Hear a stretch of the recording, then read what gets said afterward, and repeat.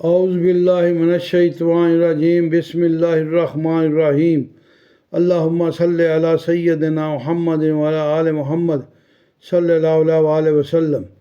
السلام علیکم رحمۃ اللہ وبرکاتہ۔ ناظرین، میں نعیم بٹ اسیر جدہ اخبار نامہ میں آج 9 نومبر 2024 کی جنگ اخبار میں چھپنے والا وجاہت مسعود صاحب کا پیشہ نظر موچی کے بال چھتیے اور بادشاہ کا لباس فاخرہ۔ میرا جی کو گھر یاد آتا تھا اور مجھے ماں یاد آتی ہے۔ میرے بچپن میں جاڑا بہت کڑاکے کا پڑتا تھا۔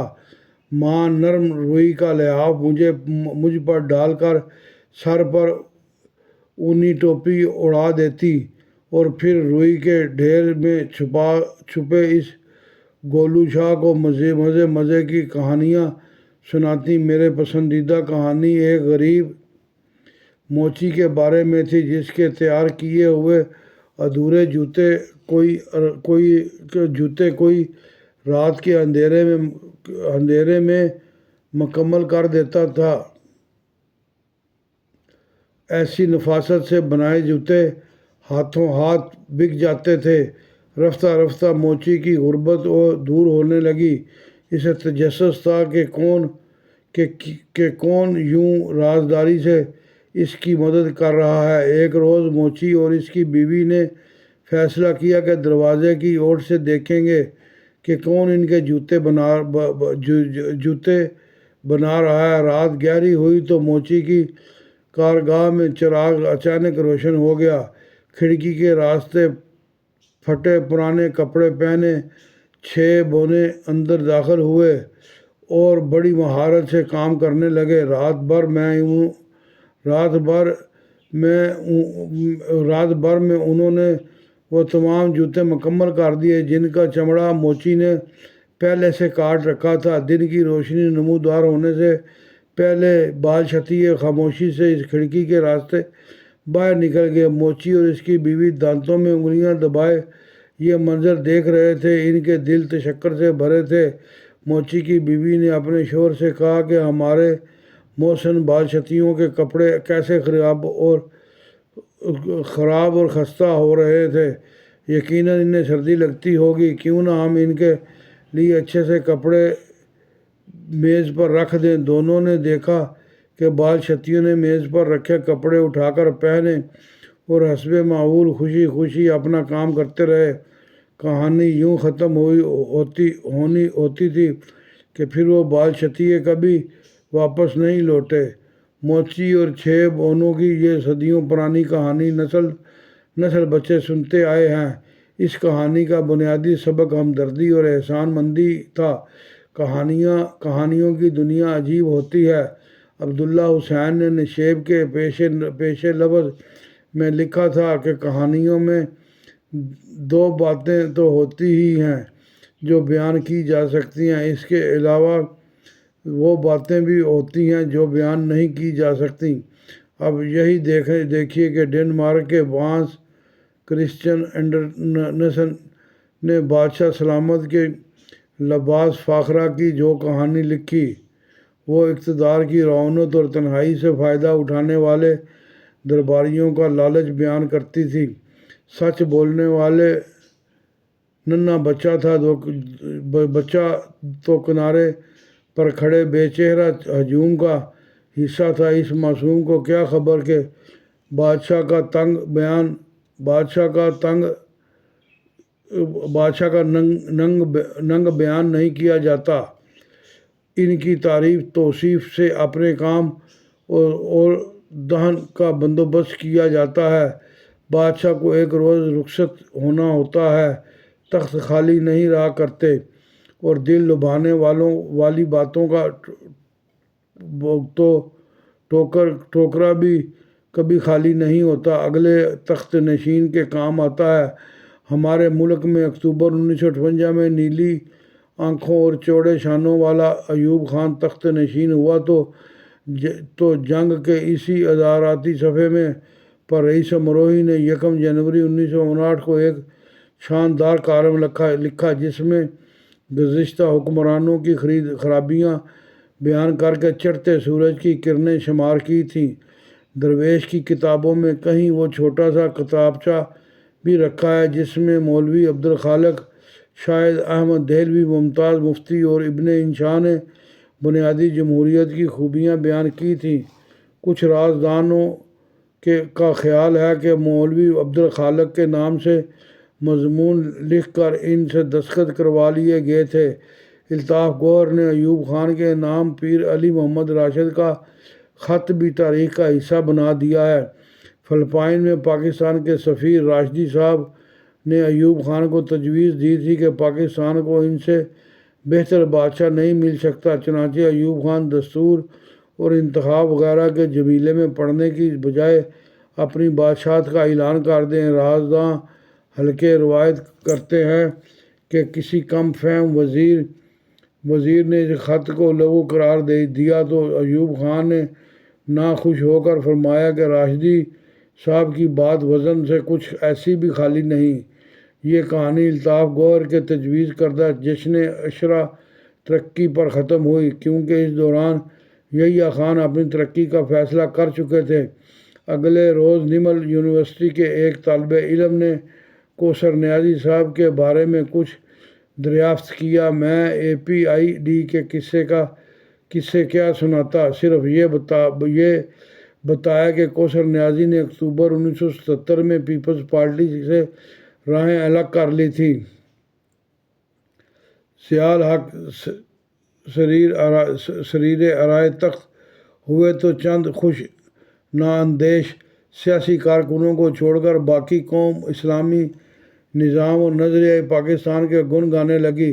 بریگیڈیئر FR خان نے تو قومی تعمیر نو کے نام پر لاہور میں ایک ہال تعمیر کیا تھا۔ لیفٹیننٹ جنرل مجیب الرحمان نے ہر اہم اخبار کے دفتر میں ایک فورم کھڑا کر دیا جہاں آئے روز افغان جہاد کے حق میں تقاریر کی جاتی تھی۔ خدا کے فضل سے ان اجتماعات کے خوش بیان مقررین میں سے متعدد عملاً ابھی ہمارے درمیان رونق دے رہے ہیں۔ موجودہ صدی کے ابتدائی برسوں میں طالبان نے اہل پاکستان کے خون سے ہولی کھیلنا شروع کی اور عوام کو دہشت گردی کے بارے میں آگاہی دینے کی ضرورت تھی، تو میں انتظار ہی کرتا رہا کہ کوئی صحافی اور وہ گزشتہ روایات کے مطابق کوئی سیمینار منعقد کرے۔ ایسا نہیں ہو سکا۔ ایک بڑے صاحب کو شمالی وزیرستان میں قدم رکھنے سے گریز تھا، تو دوسرے بڑے صاحب نے ہمت کر کے قبائلی منطقے کو طالبان سے آزاد کرا لیا۔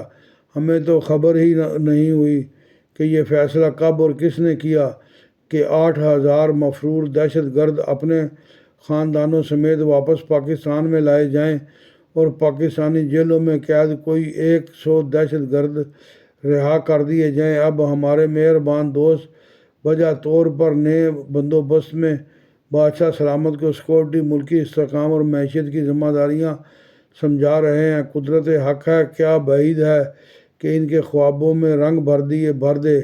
مجھے تو صرف یہ یاد ہے کہ رات کے اندھیرے میں غریب موچی کے جوتے بنانے والے مہربان بالشتیہ راز کھلنے کے بعد کبھی واپس نہیں لوٹے۔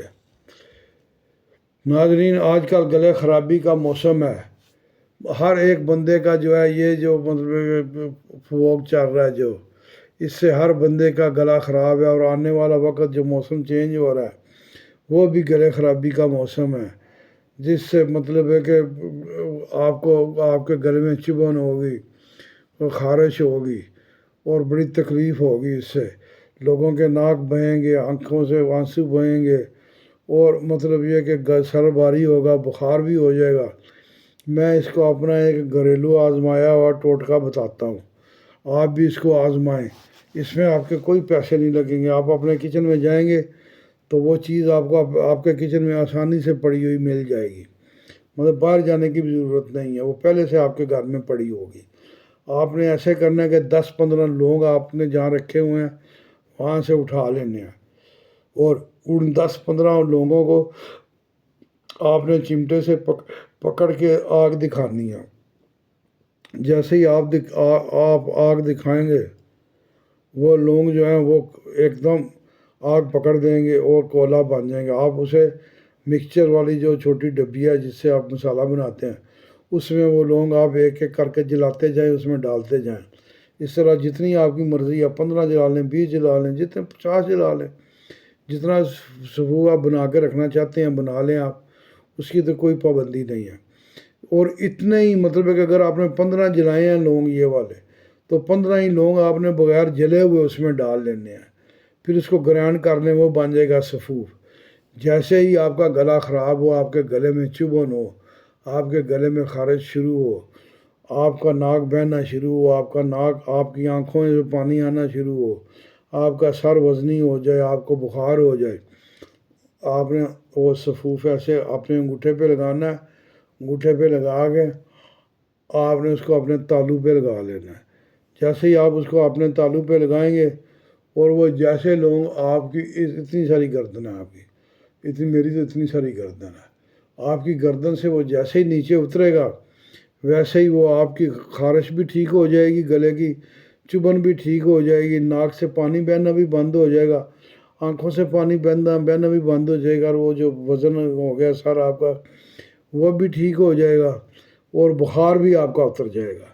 یہ ٹوٹکا جو ہے یہ 2 سال کے بچے سے لے کے ہر عمر کے لیے ہے، 2 سال نہیں، 2 مہینے کے بچے سے لے کے ہر عمر کے لیے ہے۔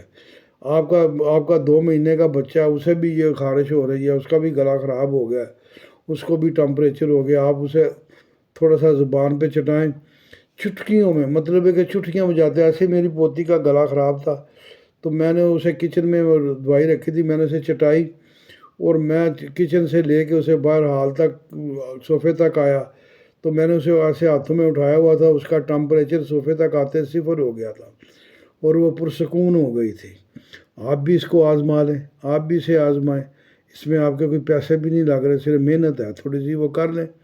اگر آپ ڈاکٹر کی فیسوں سے بچنا چاہتے ہیں اور اس تکلیف سے بچنا چاہتے ہیں اور ڈاکٹر کی دوائیوں سے بچنا چاہتے ہیں تو یہ مفت ٹوٹکے آپ اس کو آزمائیں۔ یہ صرف ٹوٹکا یہاں تک محدود نہیں ہے، جن کو ڈاکٹر کہتے ہیں کہ آپ کے جو ہیں جی گلے کی غدودیں بڑھ گئی ہیں، آپ کا آپریشن ہوگا، اگر وہ بھی اس کو اسی طرح کریں گے، مطلب ہے کہ گلے پہ لگائیں گے اور اس کے ساتھ ایک اضافہ اور کریں گے، روغن بادام لے کر دونوں ناک کے نتنوں میں رات کو 2 قطرے ڈال کے اور یہ لگا کے وہ سو جائیں گے، ان کو آپریشن کی ضرورت نہیں پڑے گی۔ مطلب ہے کہ یہ بھی میں نے آزمایا ہوا، میرا ایک دوست وہ آپریشن کرانے ہسپتال پہنچا ہوا تھا، ڈاکٹروں نے اس کی سرجری کرنی تھی گلے کی، وہ میری جیب میں سفوف پڑا ہوا تھا، میں نے اسے جا کے وہ چٹایا اور پھر میں نے اسے لا کر وہ بادام روغن دیا، آج تک اس نے آپریشن نہیں کرایا۔ تو ناظرین آپ اس ٹوٹکے کو ضرور آزمائیں اور ڈاکٹر کی فیسوں سے بچیں اور ڈاکٹر کی دوائیوں سے بچیں۔ شکریہ۔